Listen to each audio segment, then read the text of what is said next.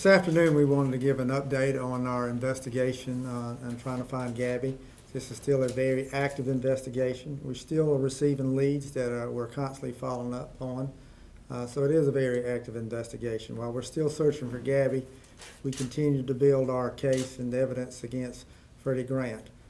Previously, we talked about pieces of duct tape that had been found in the junkyard in his residence that had Gabby's DNA. We've now located and had tested the duct tape roll that two pieces of duct tape came from. We've identified that roll, and on that roll of duct tape we found Gabby's DNA along with Freddie Grant's DNA together. Scientists tell me that it's not a situation where one had been there at some time and then another one was put on it. They were both put on there at the same time. So that's additional evidence that we've got. So our case continues to be built against him, but our most active investigation is still to try to find Gabby. We're still looking for her. We're still searching when we get tips, and the tips are still coming in. So we just still encourage people not to give up. I haven't given up. Gabby's mom hasn't given up. We're still holding out hope that we are going to find her, and we're going to find her and bring her home okay.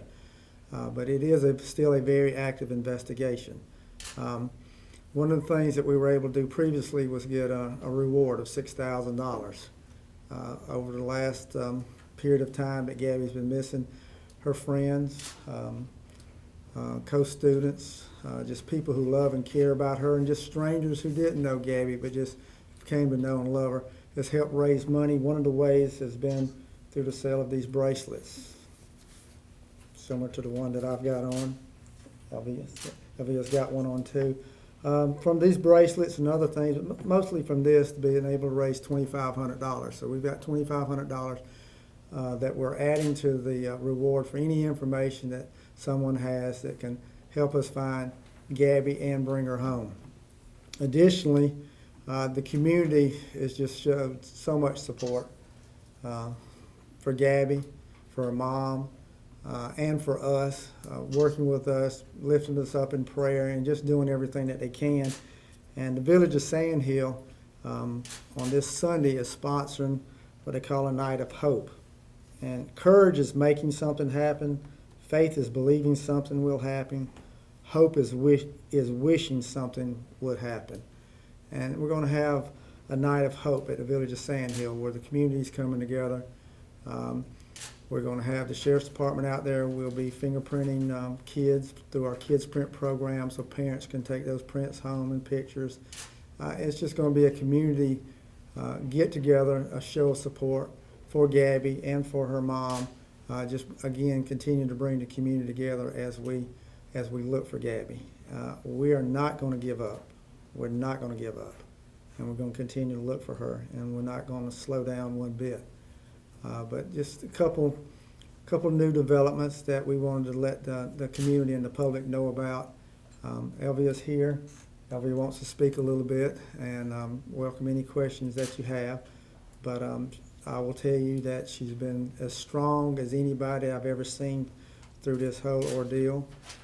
Just the courage that she's shown, the strength that she's shown, and the love that she's shown for her daughter, and her quest to work with us and to find her daughter. As a parent with 4 daughters, I can't imagine the horror. I just can't imagine the strength that she's found within. I know she's a woman of faith, and that's really helped her out. But she just makes me feel good to see someone that's such a parent and a mother like she has been, and she continues to be, and her efforts to bring Gabby home.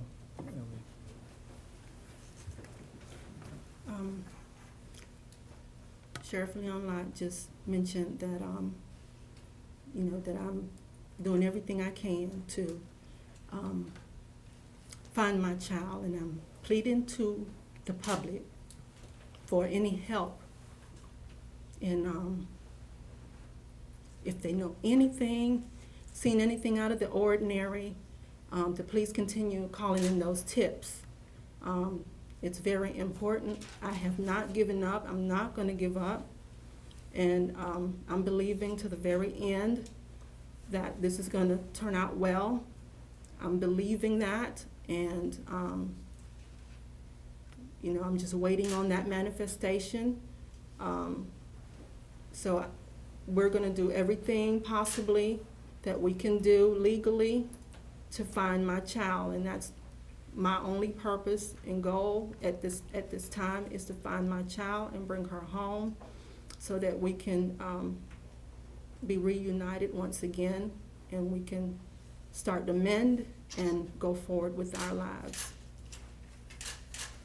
Questions? You recently were in the federal court hearing where Freddie Grant was going through those proceedings. What was that like to be in the room with him? I don't have a response for that right now. Ms. Talk about Swainson, what your focus is. My focus is on finding my child, and that's the main purpose of everything that I'm doing is finding my child. It's hard to be in my home this long, day after day, wondering, where's my child? How is she doing out there? If someone is taking care of her, do you have somewhere to sleep? Is someone feeding you? So my purpose is only at this moment to find my child and bring her home. So if anybody out there knows anything, I am pleading to the public to help me. Please bring my child home.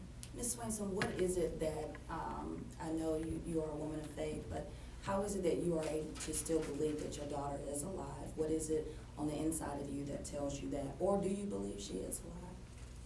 I do believe she is alive, and my Father is in heaven is holding me up in his hands, and he is continuing to strengthen me every single day to continue. And the more I believe, the more he will, perform what he's going to perform, and that's where my belief is. And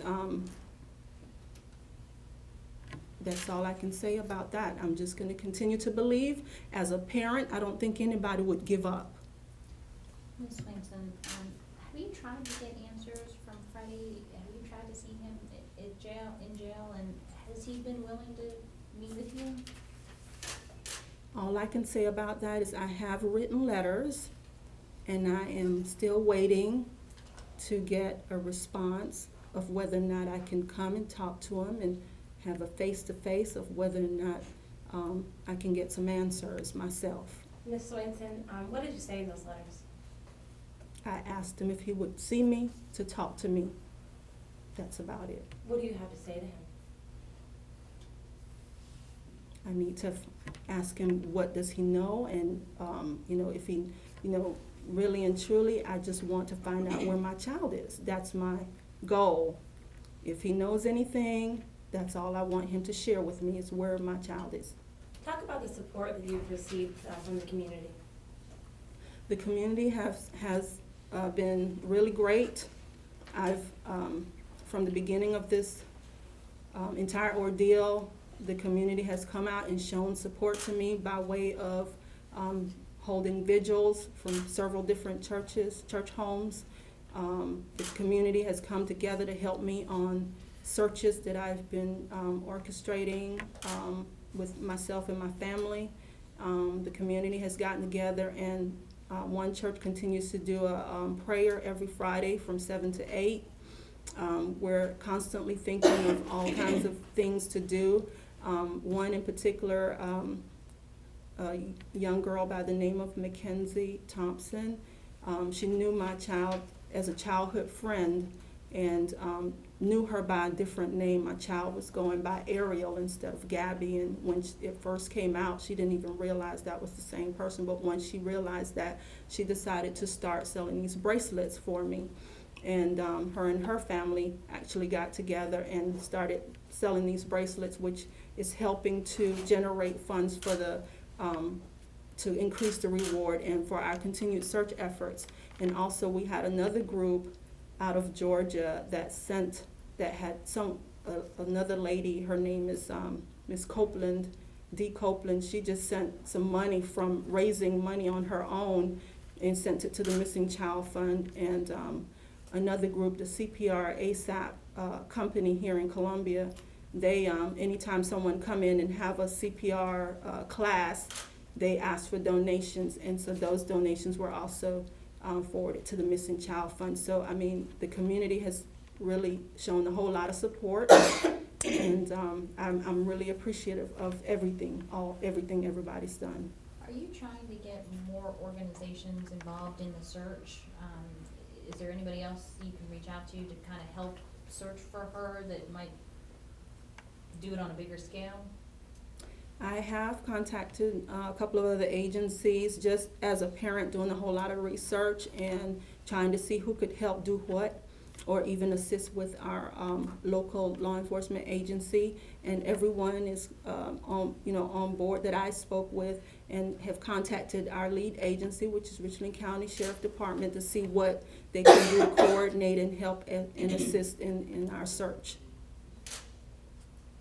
Are you hoping to do a big search one day, or do you have anything planned in the future for some of the searches I know that your family has been doing? At this point, I believe Richland County Sheriff Department is handling all that part of it, and if we do come up with something else, we will coordinate it through Richland County Sheriff Department, and if we're going to do something big on a big scale, that's what we're going to do.